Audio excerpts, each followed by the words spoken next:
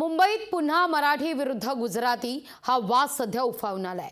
मवियाचे उमेदवार संजय दिना पाटलांचे पॅम्पलेट्स वाटण्यास कार्यकर्त्यांना मज्जाव करण्यात येतोय। घाटकोपरमधल्या गुजराती बहुल सोसायटीतला हा सगळा प्रकार समोर आलाय। मराठी माणसाला बिल्डिंगमध्ये प्रचार करायला देणार नाही असं आता सांगण्यात येत आहे। सोसायटीतील लोकांनी ही भूमिका घेतली आहे। महायुती उमेदवार मिहिर कोटेचा यांचे पॅम्पलेट वाटण्यास मात्र परवानगी आहे।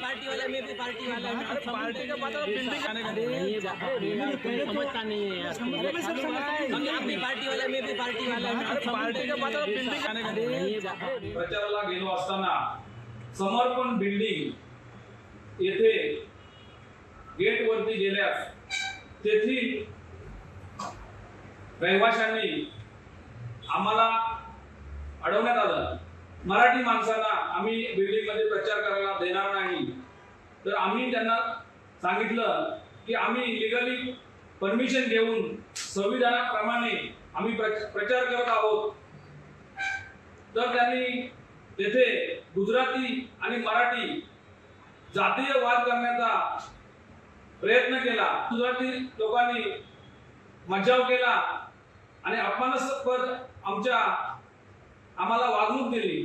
काल सुद्धा घाटकोपर मधल्या एका सोसायटीमध्ये जिथे बहुसंख्य गुजराती राहतात, शिवसैनिकांना येण्यापासून रोखलं मराठी आहेत म्हणून।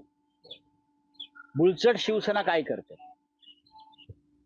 आहेत ना, हे शिवसेना फडणवीस गट सेना आहे, काय करते हा प्रश्न आमच्या समोर।